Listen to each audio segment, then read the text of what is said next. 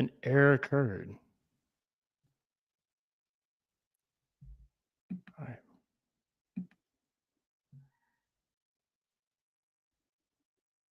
Retweeted.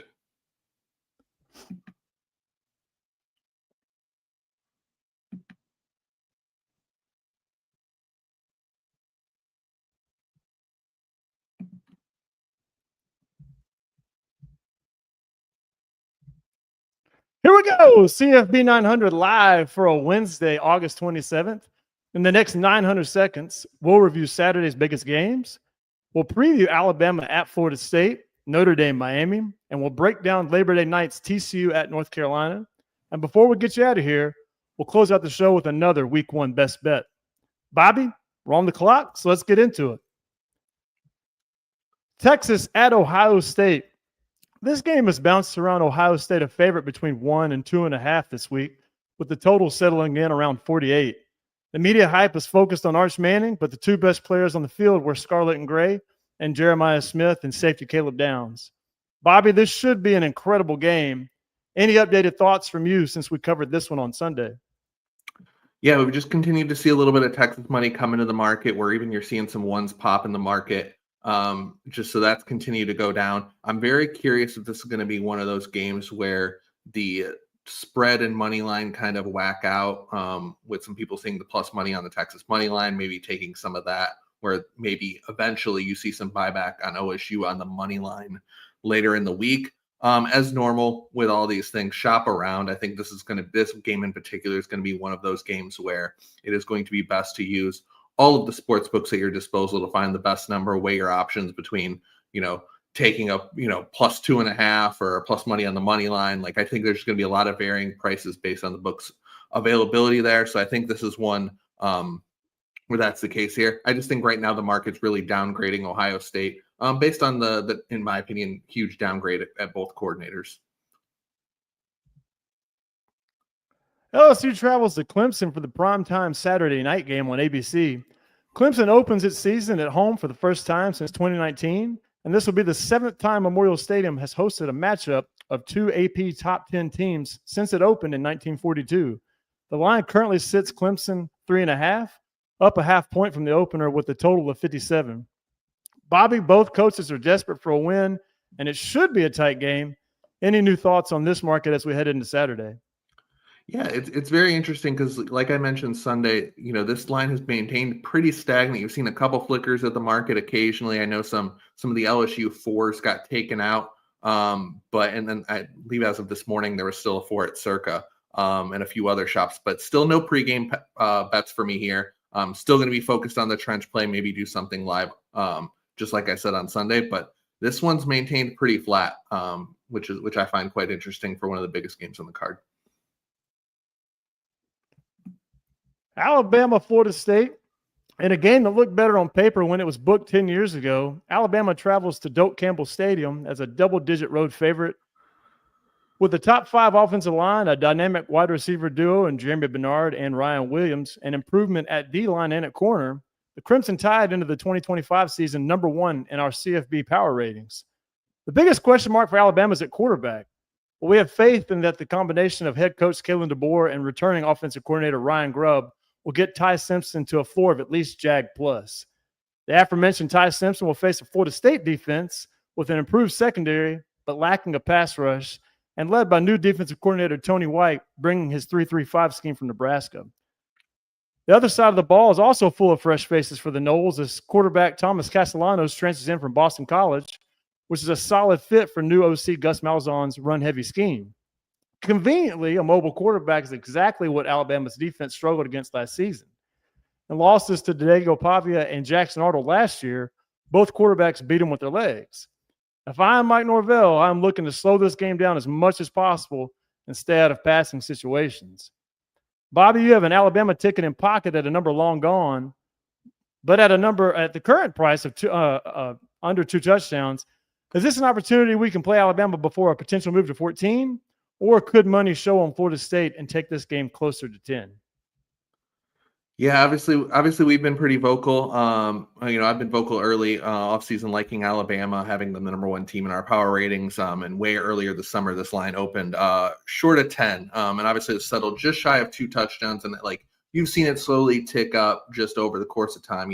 12s became 12 and a half, then 13, 13 and a half, et cetera. We haven't seen that 14 yet. I do think it might come, but quite frankly, just kind of based on listening to other people, I think there actually might be some buyback on that at that number, or maybe that's the stopping point. Florida State was also a team that took win total under money in the market earlier this offseason as well. So just as a quick note there. Obviously, Alabama lost running back Jam Miller to a significant time to an injury in camp a little bit ago, but that hasn't changed the handicap for me. I think Alabama's a better roster. Florida State continues to just not develop guys in their system, and Castellanos does fit Malzahn's system and is more mobile, as you kind of mentioned, with Alabama struggling with mobile QBs. But I do think Kane Womack's system will settle in here. I just don't think they have the dudes. I still like Alabama on anything under 2 touchdowns. Again, it's not going to be at the segment at the end of the show, but I think 13 and a half is still playable. So a bet, but not a best bet.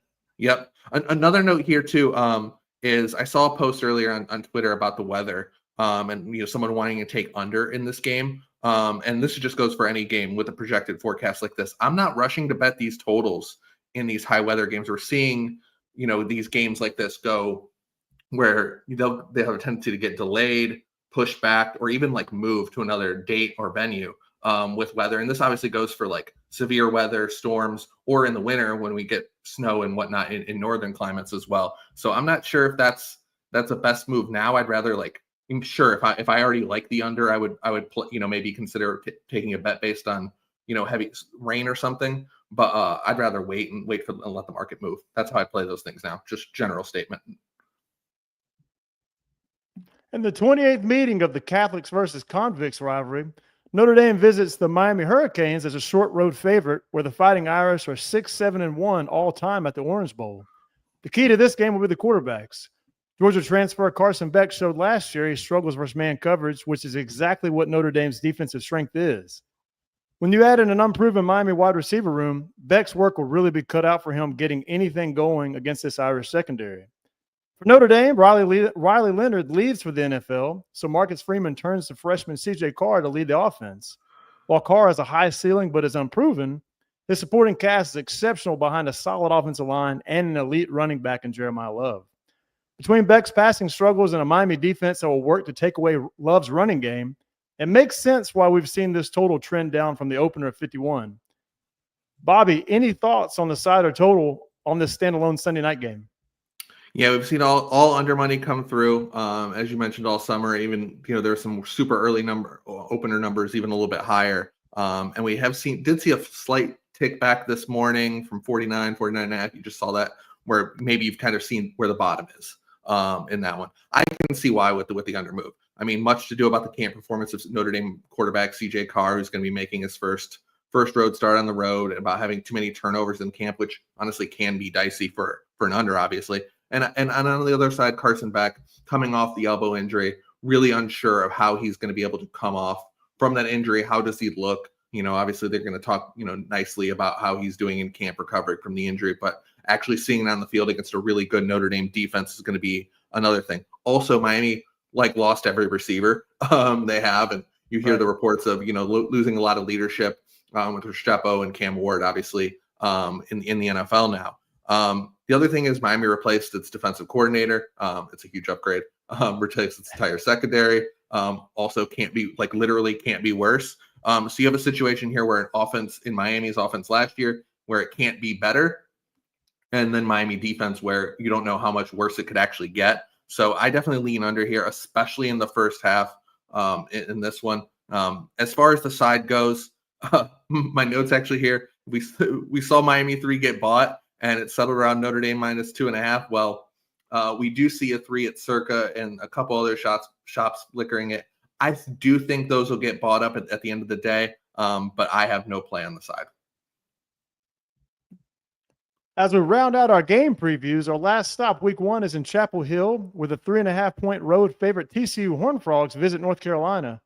Josh Hoover returns for his 3rd season in the TCU purple and black, where in the sophomore campaign, Hoover set TCU's single-season passing record with 4,000 yards and 27 touchdowns. In 19 career starts, Hoover has thrown 42 touchdown passes at TCU. However, it's a new cast of wide receivers for Hoover as a combined 76 starts and 5,500 receiving yards left for the NFL. Defensively, TCU is led in the secondary by preseason All-Big 12 safety Bud Clark. TCU faces the biggest mystery team in all of college football, however, in this game. Everything is new at North Carolina from coaches to players, creating a lot of unpredictability. Can talented South Alabama quarterback Gio Lopez step up in class? How does this offense replace a running back like first-round draft pick Omarion Hampton? And what does this Carolina defense look like after losing virtually all of its D-line production? Bobby, it's been all one-way action on the side, and now the total is down from 59.5 to 56.5. What are your thoughts here? Yeah, as you mentioned, one-way traffic taking TCU from a short dog out to a 3.5-point favorite out here. And I'm high on TCU. I mean, I think they're sleepers in the Big 12 this season.